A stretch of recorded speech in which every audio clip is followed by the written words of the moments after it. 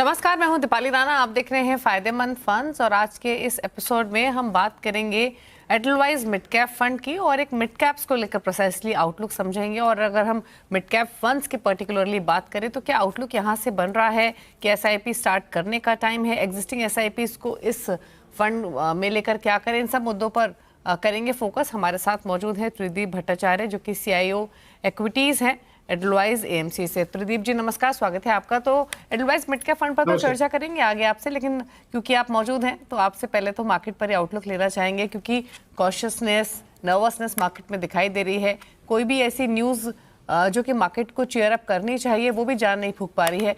कैसे रीड करते हैं आप फिलहाल मार्केट के इस मूव को और क्या आउटलुक है यहाँ से? जी, तो ये जो मार्केट का रुख है दीपाली जी, ये पिछले 3 साल या 4 साल के मुताबिक पहली बार आया है।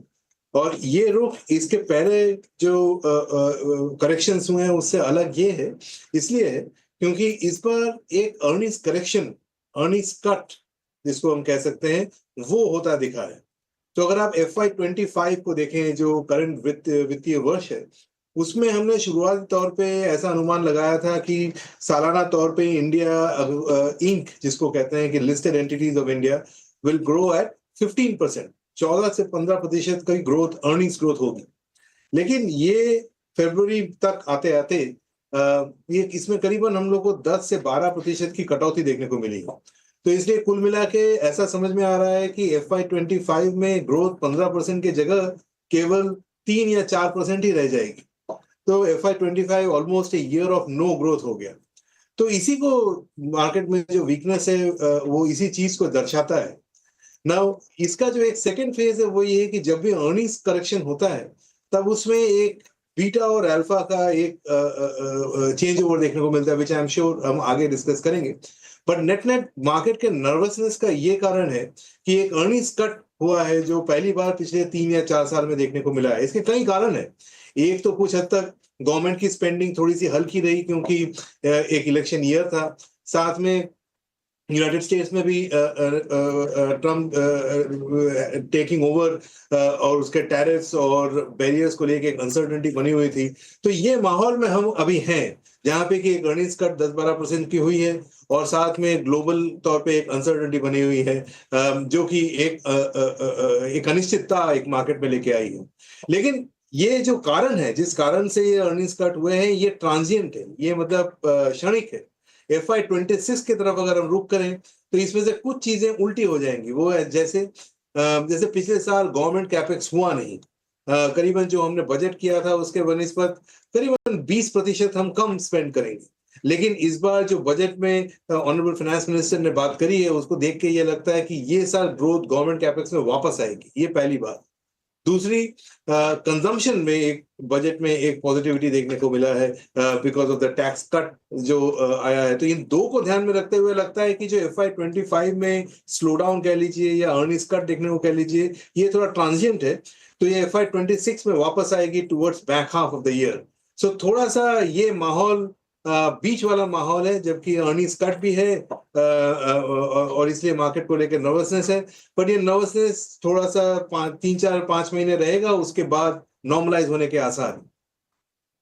अच्छा, तो यानी अगले 4-5 महीने तक यानी इस बीच के समय में तैयार रहे वॉलेटिलिटी के लिए और इसी तरीके के मार्केट मूव्स के लिए। दूसरी तरफ मिस्टर भट्टाचार्य, ऑलरेडी हम हाई से डिसेंटली नीचे आ चुके हैं, स्टॉक्स तो काफ़ी नीचे आ चुके हैं, इंडेक्स लेवल पे भी करेक्शन आ चुका है।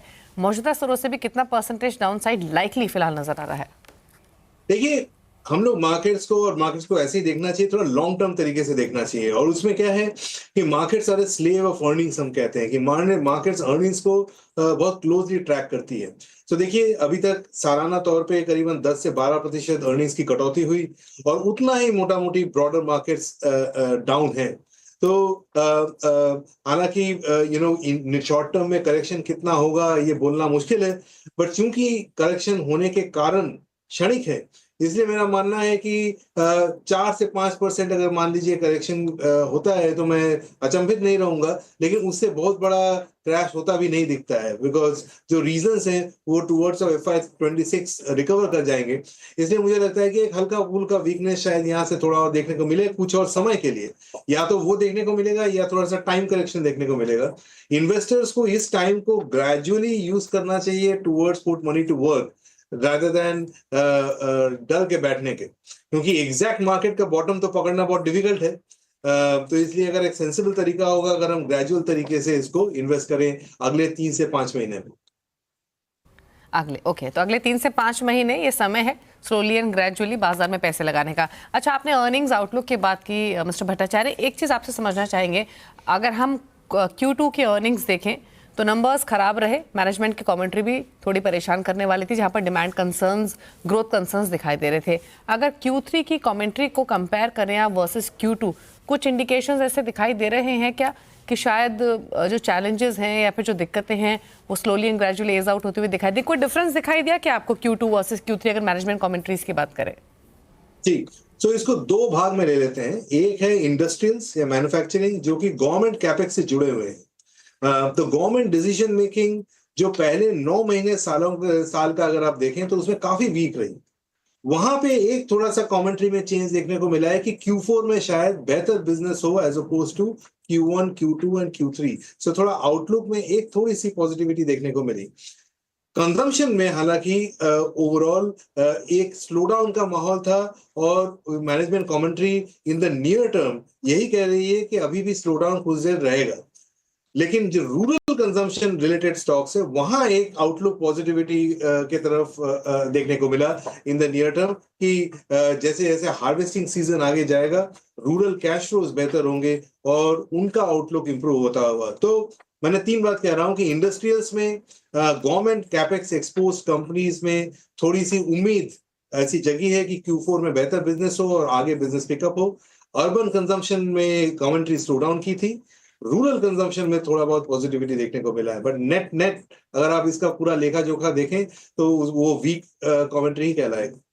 अच्छा मिस्टर भट्टाचार्य, एक चीज़ और बताइए, ये ट्रम्प अभी और डराएंगे क्या? क्योंकि पहले बेस मेटल्स पर टैरिफ तो हमने उस पॉकेट पर असर आते हुए देखा, उसके बाद फार्मा की बात की उन्होंने, टैरिफ लगाने की क्लियरली कहा कि 2 अप्रैल को डिटेल्स शेयर करूंगा, जो अमेरिका में आके मैन्युफैक्चरिंग करेंगे उन्हीं को राहत मिलेगी। और अब ऑटो के टैरिफ की बात हो गई और हम देख रहे हैं वो रेस्पेक्टिव इम्पैक्ट देखने को भी मिल रहा है। कैसे देखते हैं आप ट्रंप के डिसीजंस को with regards to Indian markets या फिर रेस्पेक्टिव सेक्टर्स सो फार, जो भी डिसीजंस उन्होंने लिए हैं? High on noise factor, less on earnings, इसको अगर मैं ऐसे समराइज करूं तो बेहतर होगा। यहां से लेके 1 अप्रैल तक या फर्स्ट वीक ऑफ अप्रैल कह लीजिए, फर्स्ट वीक ऑफ अप्रैल तक नॉइस इस मामले में काफी ज्यादा रहेगी। जो अभी तक हमको देखने को मिला है वो अलग अलग सेक्टर पे अलग अलग दिन आपको देखने को मिले। लेकिन अगर आप नेट इंडिया का एक्सपोर्ट स्टडी करें कि कितना एक्सपोर्ट्स हम यूएस में करते हैं और उससे कितना मीनिंगफुल इम्पैक्ट होगा at the economy, at an overall economy level, तो वो बहुत ज्यादा नहीं है। ये पहली बात। दूसरा ये कि ये ऑलमोस्ट एक नेगोशिएशन टूल भी है to get a better deal for United States. तो ये थोड़ा सा टग ऑफ वॉर अगले अप्रैल के फर्स्ट वीक तक होता दिखता है मुझे, जबकि दोनों पक्ष अपना अपना पक्ष रखेंगे और एक डील में एग्री करेंगे जो कि समवेयर इन द मिडल होगा।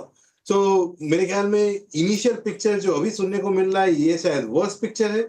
इससे बेहतर डील देखने को मिले by about first week of April, पर नेट नेट ये हाई और नॉइस फैक्टर रहेगा। प्रैक्टिकल पॉइंट ऑफ व्यू से इनका अर्निंग्स में इम्पैक्ट मैं लेस देन 5% देखता हूँ। ओके, अच्छा, अगर हम रेस्पेक्टिव पॉकेट्स या सेक्टर्स की बात करें तो वैल्यूएशंस, ग्रोथ, कंफर्ट आपको कहाँ दिखाई दे रहा है अभी? जी, सो मेरे ख्याल में क्लियरली ग्रोथ कंसर्न एक जनरल इकोनॉमी तौर पे तो अभी है, तो उसमें अपने को इंडिविजुअल पॉकेट्स ढूंढना पड़ेगा जहां पे कि ग्रोथ बेहतर है दूसरों की जगह पे।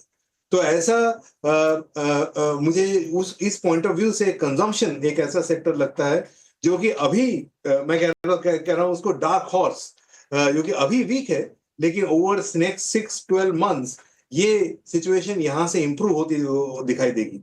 अगले 6 से 12 महीने में जो ऑनरेबल फाइनेंस मिनिस्टर ने अपने बजट में एक टैक्स सौंप दिया है, which is almost about 5 to 7% hike और effectively take home in take home salary, उसका इम्पैक्ट कंजम्पशन स्पेंडिंग में, लो टिकट कंजम्पशन स्पेंडिंग में देखने को मिलेगा। तो इसलिए मुझे लगता है कि consumer discretionary as a sector या consumer as a sector over the next 12 to 15 months मुझे उनके तारे चेंज होते नजर आ रहे हैं फ्रॉम बेरिश टू पॉजिटिव। दूसरा मुझे लगता है कि आईटी सर्विसेज में शायद हमें थोड़ा बेहतर दिन देखने को मिले। वो इसलिए क्योंकि अगर आप ट्रम्प के पॉलिसीज देखें जो कि यूएस कॉर्पोरेट्स के लिए खासा उन्होंने ध्यान रखा है, तो अगर वो टैक्स कट वगैरह लेके आते हैं यूनाइटेड स्टेट्स में, वहां के कॉर्पोरेट्स की हेल्थ बेहतर होती है। तो as a derivative play on that Indian IT services companies पे पॉजिटिव इम्पैक्ट आ सकता है अगले 12 से 15 महीने में। तो ये दूसरा सेक्टर हुआ जो मुझे बेहतर लगता है। और तीसरा मैं बोलना चाहूंगा NBFCs, non banking financial companies. इनमें अगर जैसे इंडिया में मेरे को लगता है अगले 9 से 12 महीने में we will see rate cuts, तो ये रेट कट्स का बेनिफिट इनको अपने अर्निंग्स में देखने को मिलेगा। वैल्यूएशंस भी काफी रीजनेबल हैं और ग्रोथ फोरकास्ट शायद बेहतर हो। तो ये 3 सेक्टर मैं का जिक्र करना चाहूंगा जो मुझे लगते हैं कि जहां अर्निंग्स रिलेटिवली शायद बेहतर रहे अगले 12 से 15 महीने। और कुछ पॉकेट्स जो आप अभी भी अवॉइड करने की सलाह देंगे? अवॉइडेबल सेक्टर्स मुझे लगता है कि जो टीयर 2 पीएसयूज है, जो कि एक मार्केट में पीएसयूज में एक ब्रॉड बेस तेजी देखने को मिली थी पिछले 2 से 3 साल में, उसके चलते काफी ऊपर बढ़े हुए हैं। वहां पे कुछ हद तक करेक्शन ये हो गया है, पर आगे भी इनमें कॉशियस रहने की दरकार है मेरे हिसाब से।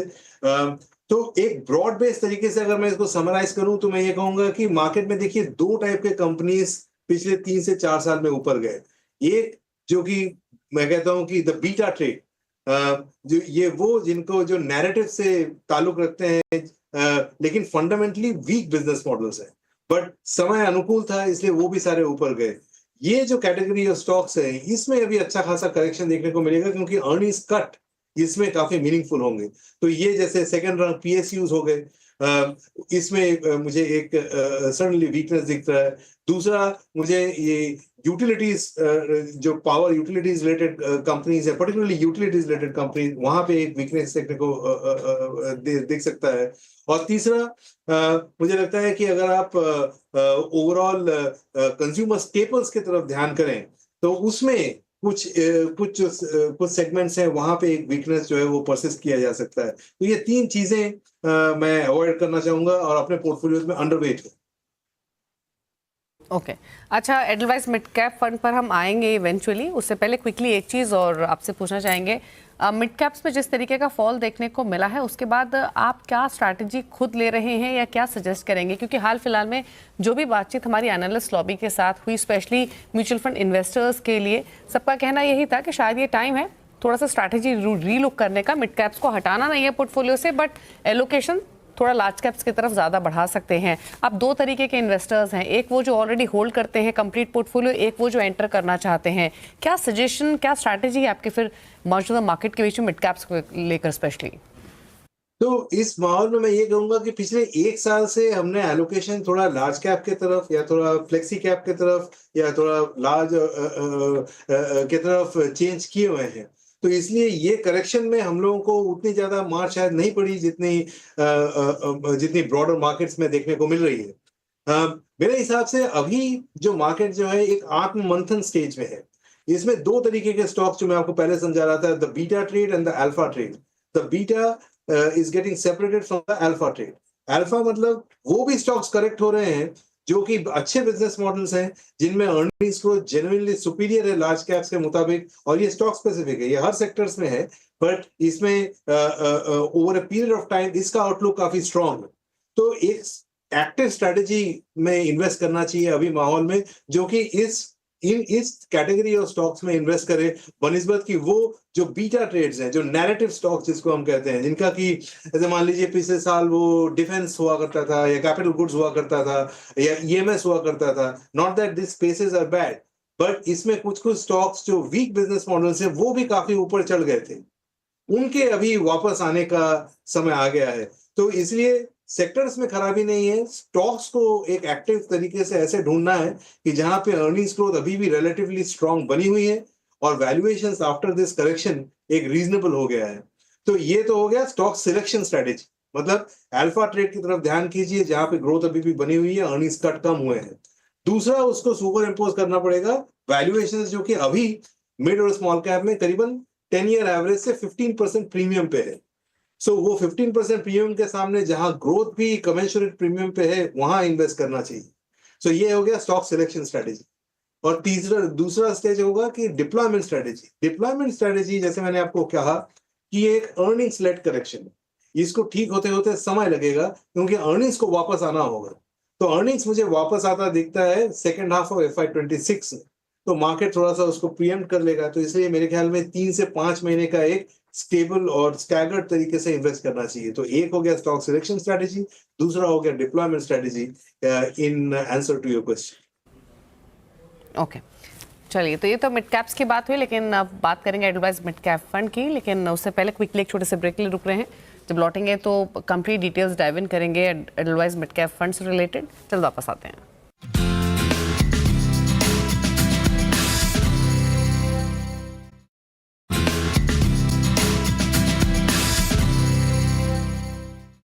ब्रेक के बाद आपका स्वागत है। आप देख रहे हैं फायदेमंद फंड्स और आज के शो में हम बातचीत कर रहे हैं एडलवाइज मिड कैप फंड की। और हमारे साथ मौजूद है मिस्टर त्रिदीप भट्टाचार्य जो कि CIO इक्विटीज एडलवाइज AMC से हैं। ब्रेक में जाने से पहले हमने तमाम मार्केट पर उनका आउटलुक समझा, एक सेंस लेने की कोशिश की कि एग्जैक्टली वो क्या सोच लेकर चल रहे हैं, किन सेक्टर्स में कंफर्ट है और कहाँ पर थोड़ा सा अभी भी ठहरने की जरूरत है। लेकिन बात करें एडलवाइज मिड कैप फंड के मिस्टर भट्टाचार्य, तो काफ़ी इंप्रेसिव रिटर्न्स रहे हैं स्टॉक के सिंस इंसेप्शन। पिछले 5 ईयर्स 10 ईयर्स की परफॉर्मेंस तो काफ़ी स्ट्रॉन्ग रही है अगर हम एब्सोल्यूट टर्म्स में देखें तो। लेकिन अगर हम इस फंड्स की थोड़ी और डिटेल्स आपसे समझना चाहें कि एग्जैक्टली जैसे आपने कहा भी कि आपने थोड़ा सा एलोकेशन अपने पोर्टफोलियोज में चेंज किया मार्केट कंडीशंस के हिसाब से, अगर हम इस पर्टिकुलर फंड की बात करें तो कितना परसेंटेज एलोकेशन किस किस कैटेगरीज में है, मिड कैप्स में है, स्मॉल कैप्स का भी क्या कॉन्स्टिट्यूशन है, एग्जैक्टली क्या डिटेल्स हैं? जी, तो देखिए, कोई भी लॉन्ग टर्म परफॉर्मेंस को तब तक नहीं आ सकती जब तक एक साउंड प्रोसेस और फिलोसफी पे फोकस ना हो। तो एक तो एक स्ट्रिक्ट डिसिप्लिन से एक प्रोसेस को फॉलो करना बहुत जरूरी है, जो हमने किया, जिसका नतीजा आपके सामने है। लेकिन अगर आप, जैसे आपने पूछा कि इस फंड को हमने कैसे मार्केट कैप कैटेगरीज में के तौर से देखा है, तो मैं इस क्वेश्चन को ऐसे लेता हूं कि कुल मिला के पिछले 3-4 साल में ओवर द लॉन्ग टर्म जो चीज हमने सबसे बेहतर हेल्प करी वो है इन्वेस्टमेंट स्टाइल एग्नोस्टिक। ये जो हमारी एक प्रोसेस का एक इम्पोर्टेंट पिलर है, उसने काफी हमें हेल्प किया to steer clear of controversy and also deliver superior return. तो हमारा जो इन्वेस्टमेंट फिलोसफी है that 4 pillars: forensics, acceptable price, investment style agnostic and robustness. इसमें मैं इन्वेस्टमेंट स्टाइल एग्नोस्टिक की बात कर रहा हूँ। देखिए, हुआ ये कि पिछले 3 से 5 साल में एक समय वैल्यू का था, फिर ग्रोथ का था और फिर डिफेंसिव होने का था। ये 3 चेंज को अगर आप एक स्टाइल को ओन करके बैठ जाएं तो काफी दिक्कत हो सकती है। इसलिए काफी मतलब कंपटीशन में काफी लोगों ने जिन्होंने ऐसा किया उनको एक अंडर परफॉर्मेंस देखने को मिला। हम अपना जो स्टॉक सिलेक्शन स्ट्रेटेजी है उसको बॉटम अप रख के एक स्टॉक का अपसाइड के बेसिस पे हम सिलेक्ट करते हैं, माने on a bottom up basis जितना अपसाइड दिखता है उस बेसिस पे हम करते हैं, rather than trying to follow some style. इससे क्या होता है कि स्टाइल फैक्टर नलिफाई हो जाता है और यही हमारा कारण था कि परफॉर्मेंस थोड़ी सी बेहतर रही। इसलिए जब हम पिछले 1 साल में जब हमने देखा कि मिड और स्मॉल कैप में अच्छे खासे रिटर्न बन गए हैं, वहां पे अपसाइड टू इंट्रिंसिक वैल्यू उतना नहीं है, तो हमने एलोकेशन थोड़ा सा लार्जर कैप ओरिएंटेड स्टॉक्स की तरफ किया। लार्जर कैप मतलब ये नहीं कि large cap, larger mid caps की तरफ किया, जो कैपिटलाइजेशन स्टेज थोड़ा सा बढ़ा दिया, उससे हमको रिलेटिवली एक फायदा हुआ। दूसरे हमने सेक्टर सिलेक्शन में थोड़ी सी बदलाव लाई, जो कि हम एक कंजम्पशन सेक्टर और आईटी सेक्टर जो मैंने बात करी, ये थोड़ा हम समय से पहले स्विच कर गए। तो ये 2 कारण हमारे थे जिनके जो कि हमारे परफॉर्मेंस में आपको दिख रहा है आज। ओके, तो आपने आईटी और कंजम्पशन की बात तो की, लेकिन अगर हम इस फंड के सेक्टर वाइज एलोकेशन देखें तो मेजर कॉन्स्टिट्यूशन और किन किन पॉकेट्स का है? जी, सो अभी हमारे मेजर ओवरवेट्स होंगे consumer services, consumer discretionary services में, कंज्यूमर ड्यूरेबल्स, कंज्यूमर सर्विसेज, ये दो हमारे मेन एरियाज होंगे जहां पे हम ओवरवेट रहे हैं। आईटी सर्विसेज में भी हम ओवरवेट रहे हैं, और मैन्युफैक्चरिंग में जो हमारा पहला काफी ओवरवेट होता था वो अभी भी है, लेकिन वो कम हो गया है। तो ये हमारे टॉप 3 सेक्टर्स होंगे जहां पे हम ओवरवेट रहे हैं। इसको छोड़कर फाइनेंशियल्स में एनबीएफसीज, जो आपको अलग से नहीं दिख रहा होगा, ये एनबीएफसीज इज अनदर एरिया जहां पे हम ओवरवेट हैं। तो ये 4 सेक्टर्स हमारे टॉप होंगे जिसमें हम बेट कर रहे हैं। बिल्कुल, मैं देख पा रही हूँ फाइनेंशियल सर्विसेज में 21% के आसपास की होल्डिंग है। बाकी पॉकेट्स का आपने ऑलरेडी जिक्र किया, फिर चाहे वो कैपिटल गुड्स हो, हेल्थ केयर हो या कंज्यूमर सर्विसेज, आईटी ही क्यों ना हो। अच्छा, अगर हम स्टॉक कॉन्स्टिट्यूशन की बात करें तो एज प्रेजेंट कितने स्टॉक्स हैं टोटल पोर्टफोलियो में? क्या ये फिक्स नंबर है या चेंज भी हो सकता है, पहली चीज़। दूसरा, ये कितने समय में यूजुअली आप परफॉर्मेंस को मॉनिटर करते हैं या फिर कुछ चेंजेस करने हैं, क्योंकि बहुत से फंड्स में क्वार्टरली रिव्यू होता है, मॉनिटरिंग भले ही डेली होती हो, तो इस पर्टिकुलर फंड को लेकर क्या स्ट्रैटेजी रहती है आपकी? जी, सो हमारा मानना ये है कि एक डाइवर्सिफाइड स्ट्रेटेजी है ये मिड कैप स्ट्रेटेजी।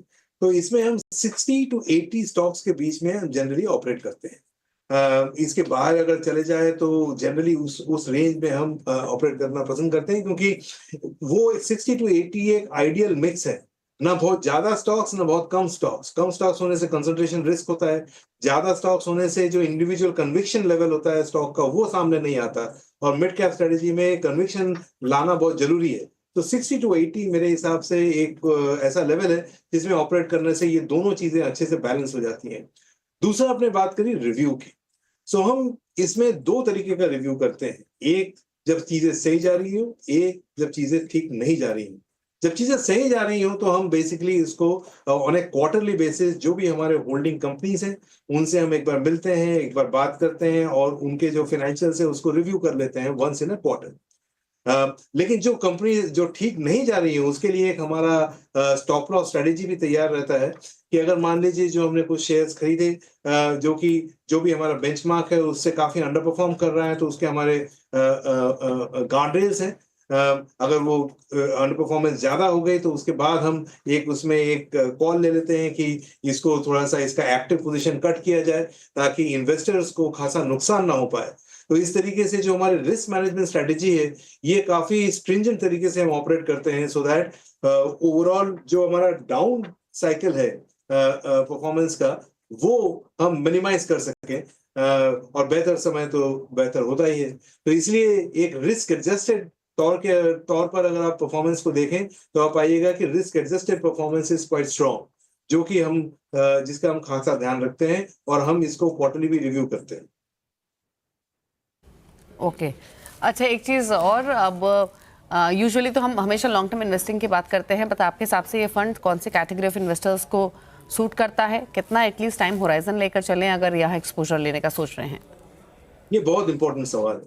मेरे हिसाब से मैं 2 चीजें आपके सामने रखना चाहूंगा।